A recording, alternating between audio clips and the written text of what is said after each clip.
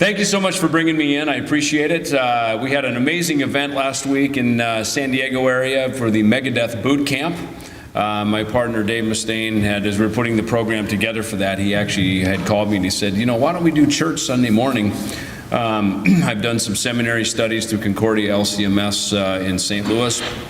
And I said, well, what do you want to talk about? And he suggested something about how about we can listen to heavy metal and still not go to hell. And I thought, that's right up our alley, right?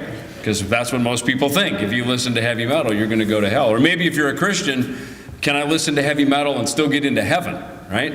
Maybe that's the question. So Bill actually had hit me, I don't know, maybe a year or so ago. And it was exactly, I think, a year ago to this week that we actually played at the Rexall Center here. Megadeth did on a tour to support our latest record, Dystopia. And so it's kind of funny how we had just won a Grammy about a month ago. Finally, after about 12 nominations that we had, they finally bestowed us with the golden honor.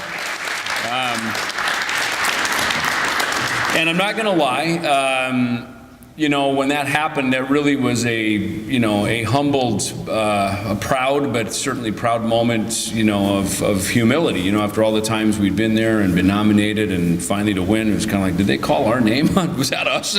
And Bill had hit me not just a few days after that, and I got to be honest with you, out of a place of gratitude, I said, yeah, I'd love to come up. And I really feel like the Lord has blessed Megadeth, and I'll get into a little bit of that story here today.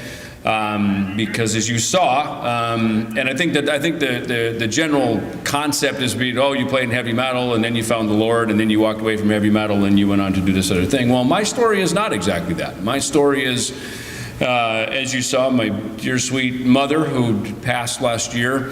I was raised on a farm in Minnesota, had a great upbringing in the Lutheran Church, was baptized. In fact, I was the last kid baptized before they tore this church down. So I don't know, is that the spawn of Satan? I don't know what that is. I don't know that. But anyway, so then churches merged, and there was these kind of country Lutheran churches. But my mom always sang in the church choir. My dad was always on church building committees, and you know, we were farmers, so we worked 6 days a week, and we rested on the Sabbath, and we went to church, and you know, I had a wonderful upbringing, and I got into music. It's funny. Here at Bill's class today, he opened the class with Bachman Turner Overdrive, Not Fragile, which, you know, very Canadian, very rock, very cool. And that band and that record actually is what got me into it. I wouldn't be here standing here right now if it were not for Bachman Turner Overdrive. So let's hear it for the Canadians on that one, right? And that started with a farmhand. My dad would hire farmhands from the local vocational school in Jackson, Minnesota, and he came out and we had 8-track tape players in our John Deere tractors, and he was playing the BTO Not Fragile record, and I was probably, I don't know, 10 years old, and I started hearing that going, I like the sound of that. And then as I then got on the school bus around that same time, the pastor, quite honestly, the pastor's son, long-haired kid, cool guy, and he was listening to WLS-AM, which is a big radio station out of Chicago, and that's when I started to hear things like Styx and Foreigner and Aerosmith, and, you know, things, bands, groups, quite honestly, that are still around today, because they obviously wrote some great music. And so I just had a propensity toward it, and I begged my mom to buy a bass guitar. On the back of the Kiss records, it said, because I was the first real record I think I bought, the BTO one, and then Kiss Destroyer was a big one. I missed the Beatles. They came out the year I was born in 1964, so they just went kind of right past me. So for me, Kiss and Cheap Trick were my bands. And, you know, I was not led down any weird roads or anything. It was just kind of, you know, music that just caught my ear, and it got me into playing bass and putting bands together since I was about 12 years old. And on the back of the Kiss records, it said, Kiss used Gibson guitars and Pearl drums because they want the best, right? I now know that that's called an endorsement, right? And they probably got free guitars so they could smash them on stage and do all that. But so I begged my mom to buy me a Gibson bass, which she did, and it didn't sound anything like Gene Simmons on Kiss Alive for some reason. But that's how I sat in the basement and learned how to play the bass and put bands together. And, you know, I was always the youngest guy in most of the bands that I was in. And then finally at around age 15, I tasted alcohol for the first time. And it had nothing to do with rock and roll. It had nothing to do with being in a band. I had an older brother and a couple of his buddies, and some of the kids around my age group were starting to, toy around with alcohol and smoking pot and sexual promiscuity and, probably typical teenager stuff. And I was, raised not to participate in that, but, my nature was that let me kind of peek back the curtain to the abyss and try it. And once I tried it, that took me on a 10-year run of alcohol to marijuana to cocaine and finally a heroin addiction. That was talked about here in our VH1 Behind the Music special. And of course, as I went down those roads, my music career and those passions, were put upon me. And an interesting thing happened. At age 16, I remember rehearsing in one afternoon in the shed. My dad had these various sheds on the farm, and I remember rehearsing, and it just hit me clear as a bell. I got to get to L.A., Los Angeles. And around that time, Van Halen was taking off. Groups were starting to pop out of there. And I made my sole focus. The next 2 years of my high school career were going to be angled toward me moving out to Los Angeles. And so I followed that, and I move out there, and I get into I was thought about going to this technical school, Musicians Institute, but my hope was I would get out there and I'd meet some guys and we'd start a band, right? And so sure enough, I get there. I'm not only there a week, but I meet my next musical partner in life, Dave Mustaine, who had just been released out of this new group I had not heard of yet called Metallica. And they were a brand new group. And just like we talked about in VH1, in Behind the Music special, Dave's a very charismatic guy, very charismatic songwriter, a great visionary of things for the group. And he and I worked well together, and we started Megadeth, and that was in June of 1983.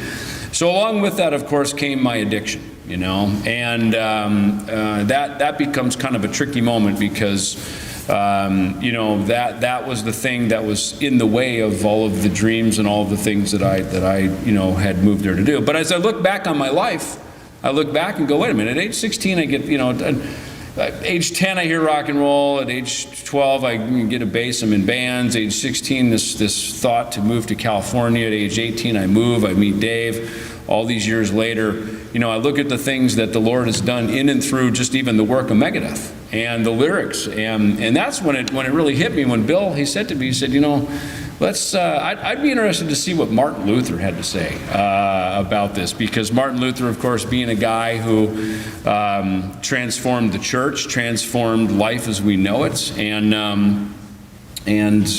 really. In the same way, modern day rock and roll and a lot of the contemporary music that we have, and even contemporary music in the church. I myself still am a member of a Lutheran church, Shepherd of the Desert in Scottsdale.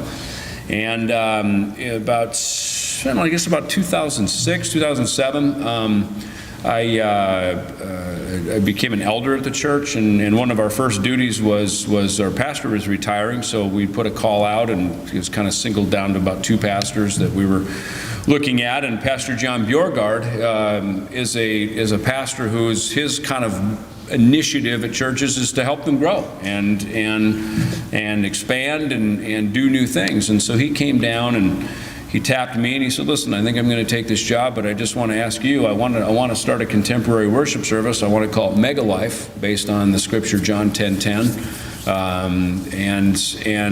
And so I'd been around long enough through 12-step groups, through things of the church, to know that, when the Lord taps you, there's only one answer: yes.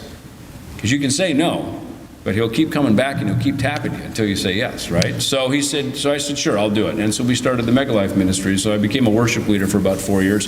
But I'm kind of a different kind of a worship leader, because I didn't grow up in the church and then become a worship leader. I grew up going to church, certainly having, my sort of Lutheran light, I guess, kind of theology of my life. But went on to pursue other worldly things that I thought were kind of my passion and calling in the world, because we were talking earlier upstairs, to kind of have these couple of, there's a lot of churchy words, I had a calling, right? Well, that's kind of used around here a lot. And of course, it's even from a vocation point of view, we have our spiritual calling, but then there's also things we're called to do in the world, that hopefully include our spiritual walk.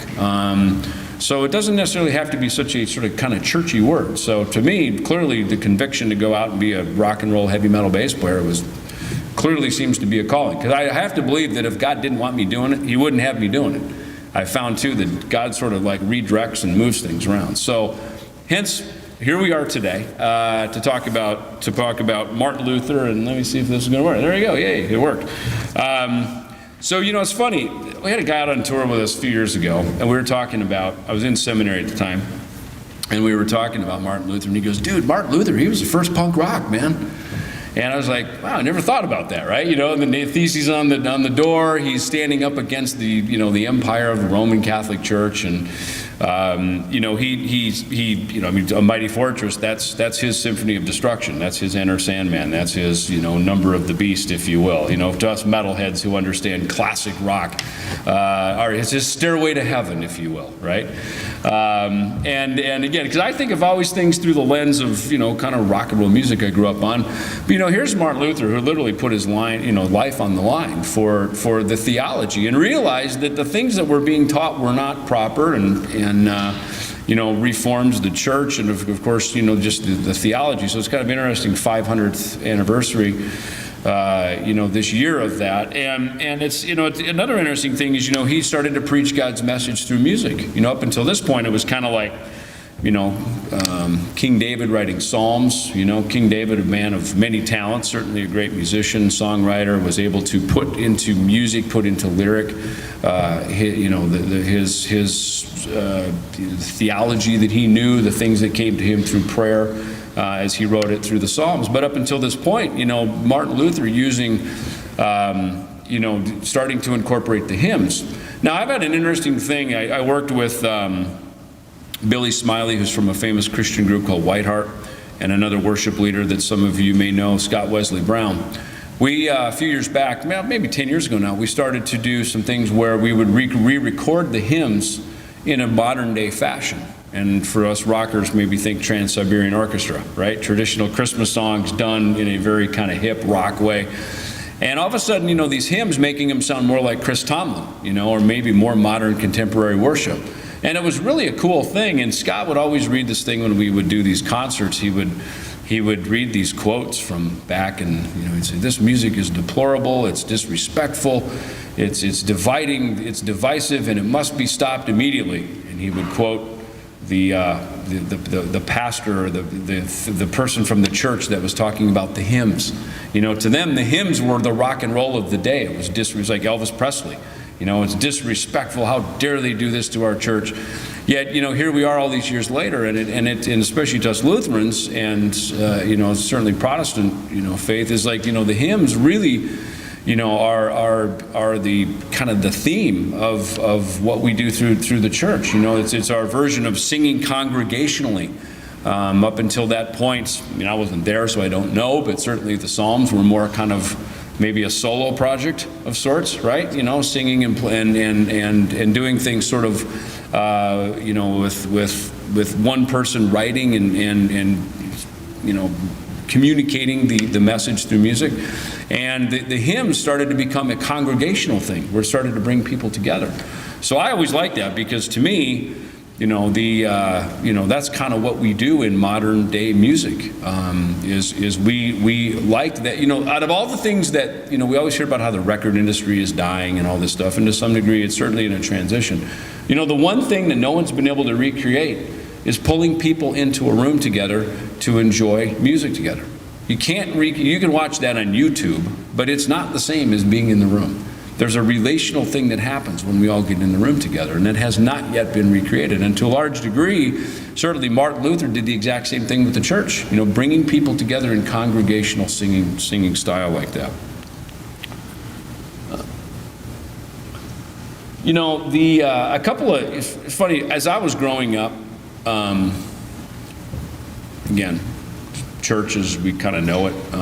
Hymns, not really penetrating me, kind of just, didn't really. My mother had a Wurlitzer organ in the house because she sang in the church choir. So my very first musical experience was learning to play that. Law convicts us of our sin, and certainly calls us out of that. And Jesus, that he did the same. But it was about unity and pulling people together out of love. Well, if we're just called to love people and it's up to God to judge them, how come we're judging them? I never got that. I just never understood that, right? So a lot of us, and I say us, people, I'm 52, was born in 1964, so a lot of us growing up, you figured in the 20s and 30s there was jazz music, morphed into a lot of kind of Mississippi Delta blues that came out through the 40s as sort of it morphed from jazz to blues, and of course in the 50s we had Elvis Presley, and by the 60s we had, everything from the Beatles to Jimi Hendrix and Janis Joplin, a whole new sort of psychedelic generation. And as that transitioned into the 70s, 70s probably had one of the greatest advancements of musical technology between foot pedals, guitars, amplifiers. Amplified music made huge strides forward. And I grew up primarily listening to things in the 70s. And then as we turned the corner into the 80s, we had this very fascination with the occult. Groups like Black Sabbath, Ronnie James Dio. There was a lot of things coming over from Europe that a lot of us were listening to. And what I learned over the years now, as far as traveling the world quite a bit as a musician, is that Europe has a very different view of the church than we do here in North America.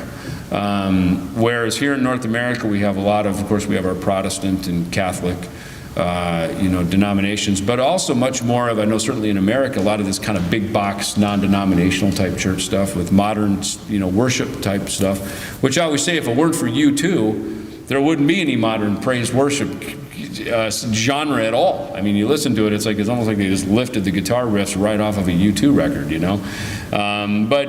even U2, to a large degree, it's almost like they're writing these old Irish hymns with this modern technology and this modern sound.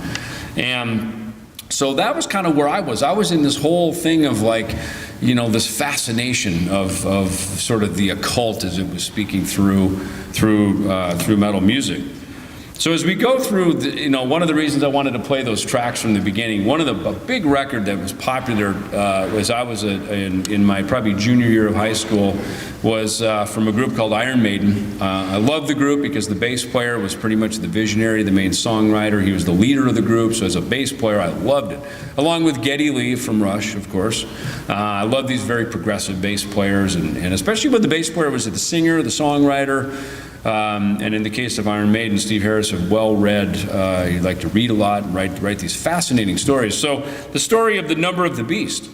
Now, I wanted to do a little fact check on the theology of it. So I went I called my pastor, and we did some fact checking on it. And lifted pretty much that whole little piece, the intro with the late great Vincent Price narrating it, which was scary and spooky. Woe to you, O earth and sea, right? For the devil sends the beast with wrath, That's the kind of stuff that spoke to me and my friends, So, lifted really straight out of Revelation 13:18 and also Revelation 12. And, Revelation 12 as really speaks about when Satan went out to wage war against the church. And also speaking to the unholy trinity, as it were, as 777 being the Lord's number, 666 being the devil's number. There was always this fascination of, the number of the beast and 666 and all this stuff in our world. And, Revelation 12 speaks very, very clearly about how the beast of the sea and the beast of the land, and the beast of the sea being that which works through the false political power, and the beast of the land, which is the false church and the false religion. So as I looked at, Black Sabbath War Pigs, for instance, okay, interesting story about Black Sabbath. That particular song, Revelation 12, speaking specifically about Satan working through false political power.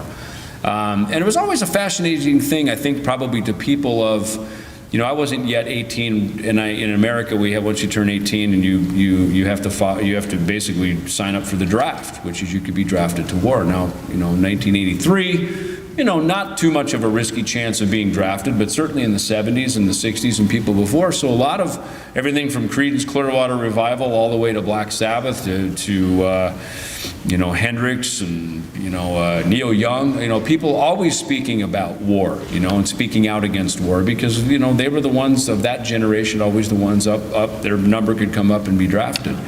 And interesting thing about Black Sabbath is the guitar player Tony Iommi actually cut off the tips of his fingers in a machine who had a factory job in Birmingham, England. And so as he became a guitar player and started playing, I guess he'd been playing, but he cut the tips off, the tension of a standard tuning, which is A440, would actually hurt his fingers. So he started experimenting with how can I loosen the strings? So he started dropping the tuning down, which went into these kind of darker sounding chords, same fingerings, but all of a sudden it got really dark. So that became a big part of the sound of Black Sabbath sound, was just because it hurt to play the guitar.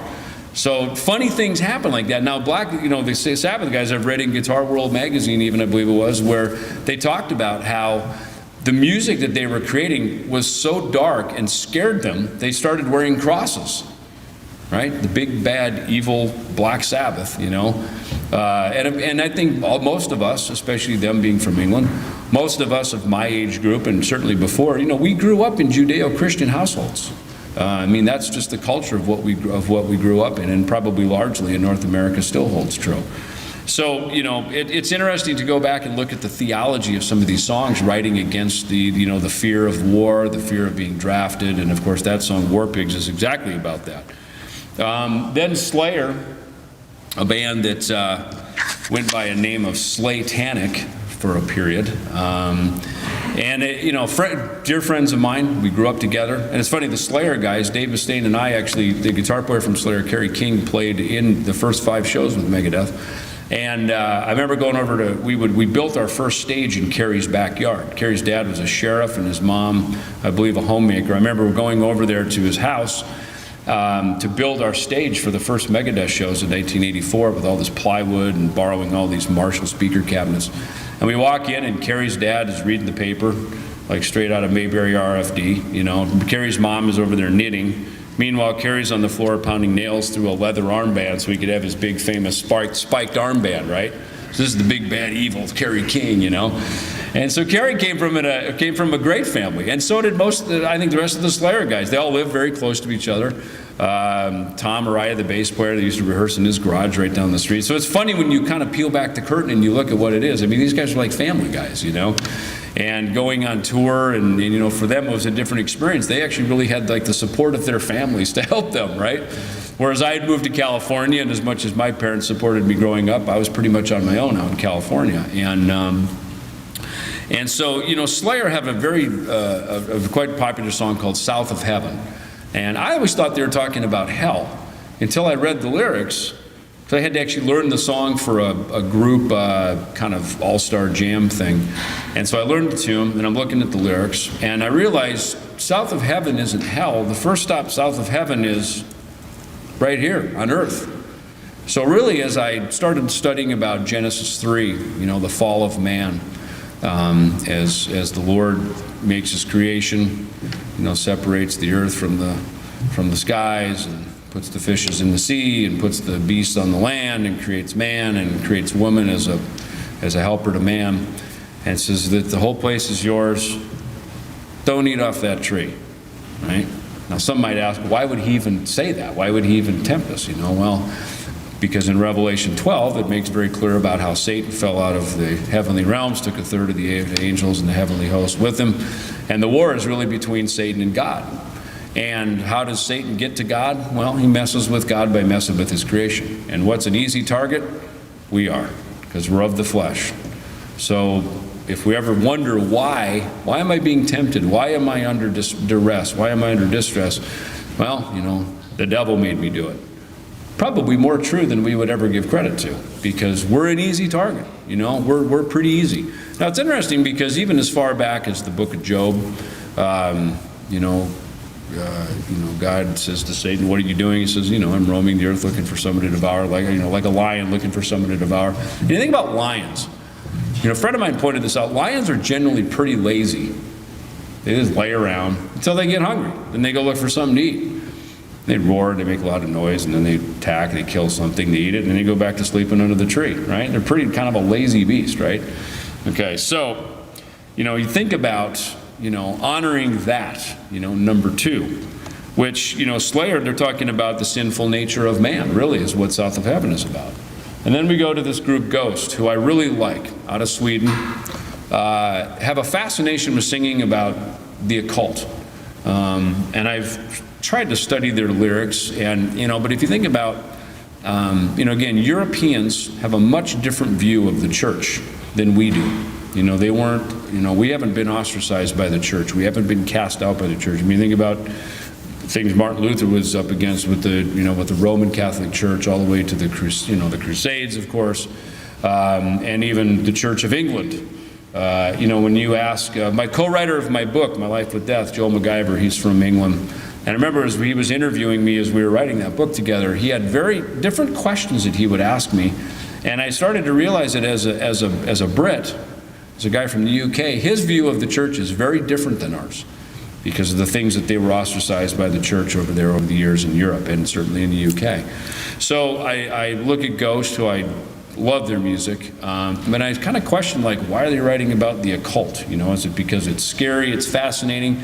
And another side of that comes up, is like, not every story is a testimony. And I think that's one of the things that, as fans of music, not everything has to be a testimonial story. I have great respect for people who can write fictional books, create fictional work, create fictional songs. Because it doesn't, sometimes maybe something that happened to us or something we saw, wow, I'm going to write a song about that. It doesn't necessarily have to be testimonial. And they wrote this tremendous song called Absolution, and absolution, of course, being about purging one's sin from themselves. And so, one thing that I realized too is that sometimes, I can listen to certain songs that maybe you can't, and vice versa. I was doing an all-star jam on a cruise recently, and we're up there. The final song was AC/DC's Highway to Hell. A song that even when the record came out when I was a teenager, kind of was like, I probably wouldn't call my album that, but I like AC/DC, right? So many years later, I'm on this cruise, I'm singing Highway to Hell, and I'm singing, I'm on the highway to hell, and I went, but I'm not on the highway to hell, And it really just hit me, and I go, if every stage is a pulpit and every audience is a congregation, what am I singing and what am I saying, And certainly as I come here to Edmonton and talk about this kind of stuff, I have to sort of spot check and inventory check some of the things that I sing about. There's some songs that Megadeth has written that we won't sing anymore. One of the very, we did a cover of the Sex Pistols' Anarchy in the UK. It was a big punk rock song when I was a kid. We did a cover of it back in the late 80s. And the opening line is, I am an Antichrist. And for that reason, we won't ever play that song. Well, let's say it this way, we won't ever sing it, Maybe we'll do a duet and someone else can sing that line or something, I don't know. But again, great song can be completely discarded now because of even just one lyric in there. And that's what happens when we come to believe. And we have these convictions, and it's okay, and I think that's one thing even for metalheads. There's some things that as we go along, as life takes its turns, even when my kids were born, I started, things I would drive around Scottsdale where I live and listen to in my car. When my kids were in the back seat, I went, I don't think I'm going to be playing that now, I remember watching the Korn Family Values DVD, and there was like a Rammstein moment or something on there, and there was some visual that was like not good for a child to be, not good for anybody to be watching. And then I had to kind of look at it. If my child can't watch it, should I watch it? Right? So there's all these convictions that start to happen. And that's the one thing that happens when the Lord starts to grab a hold of us, and he starts to get hold of us, and all of a sudden we leave our claw marks on it as it's sort of being taken away, right? But but it's okay to question these things. If that is happening, just know that may be, part of a conviction. And then finally, I go to Megadeth Holy Wars, which is one of the tracks that I played in the beginning. This song was actually written when we were in Northern Ireland, the actual place of the U2 song Sunday Bloody Sunday, where they talk all about this, right? The war between the Northern Ireland and Southern Ireland, the Protestants and the Catholics. And Dave tells his story much better than me because he was the one at the mic who actually said this. But we were there, and essentially, we want to go over the border. I mean, there's a border check, machine guns and everything. We go up in the tour bus to Belfast to play this show. And somebody's out in the we kind of played a hall like this. Someone's literally out in the back selling our T-shirts. And we were like, hey, what are they selling our T-shirts for? And they said, oh, that's for the cause, laddie. And, we're like, what's the cause? Well, the cause is, the sort of force that is up here in Northern Ireland. And someone says to us, talking about the division, and that we should, Ireland should give, or England should give Ireland back to Ireland. And so Dave makes this comment from the stage, and next thing you know, we're being whisked out in a bus to like you guys need to go, right? Don't be making political statements in our from our stage in our country.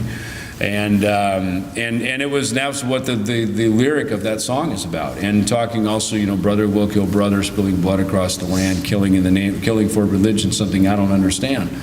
And again, something that the warring theological systems, warring churches, and all these things. And one more time, back to Martin Luther, the guy who stood up bigger than anybody against that.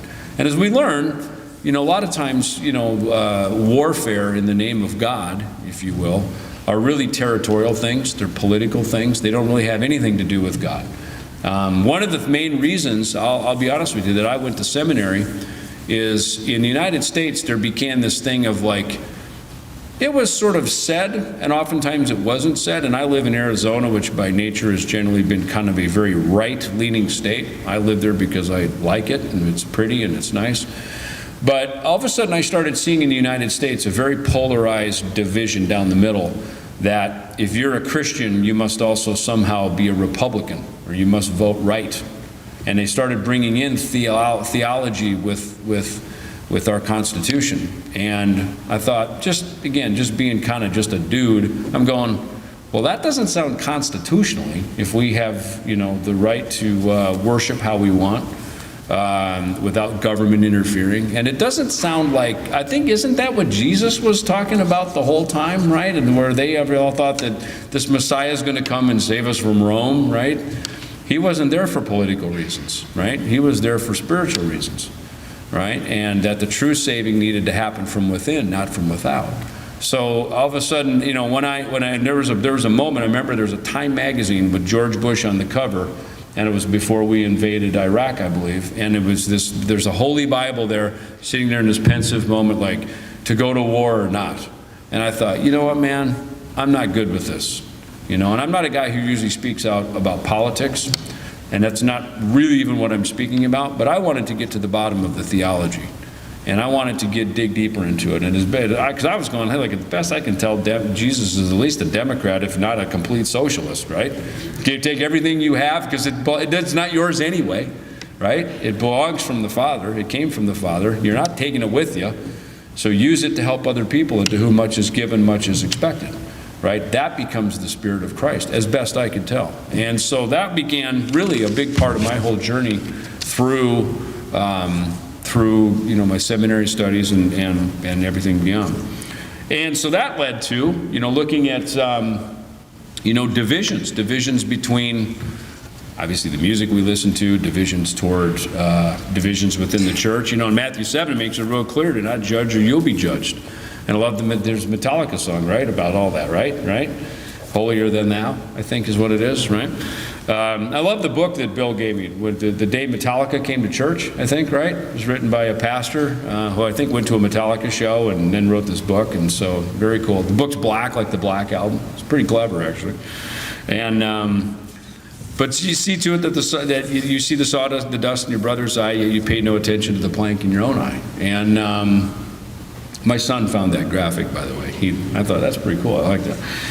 And how true is that, right? Again, coming back, and that's I think a general feeling that a lot of us had who are listening to heavy metal in particular. There's sort of this feeling of judgment from the church, right? So we sort of pulled back, we retracted, and we did our own thing, and doing things out of rebellion. I never had really anything to rebel against. I had no problems in the church. I was baptized, did my communion, did my religious studies. I felt great doing my religious studies. Was confirmed in the Lutheran faith. I didn't have any problems with school. The only times I ever had any problem with the law were the times I'd been drinking. And it led me to believe that every time I drank, I didn't get in trouble, but the only times I'd been in trouble, I'd been drinking. So that certainly wasn't the church's problem, right? And as divisions go in the church, even, as Paul's letters, to Corinthians, or to the city of Corinth, well-to-do city. And where do often most of our troubles come from? Certainly poverty can lead to problems, but I don't know about you, but some of the times I've had the most problems when I've actually made a little money, right? How many times do you go, man, if I just have a little more money, all my problems would go away? What usually happens? Now we got problems in areas we didn't even know we had areas before, right? So 1 Corinthians, see to it that you all agree and that there are no divisions among you, but that you be united in the same mind and judgment. And out of Colossians 3, whatever you do, work at it with all your heart as if working for the Lord, not for human masters. So even music becomes that same thing. And then as we go down to worship, because really that's, in the church, worship is a personal experience. I mean, worship talked about all the way back, of course, in the Psalms, make a loud clanging noise with cymbals and singing to the Lord.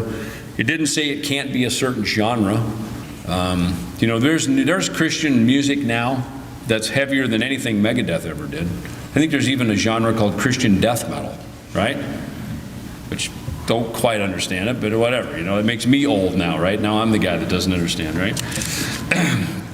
But ultimately, what are we doing? Worship God, not man. God is the creator. Satan cannot create. That's the thing about it is, people say, this is the work of Satan. It can't be the work of Satan. Satan has no creative or redemptive power at all.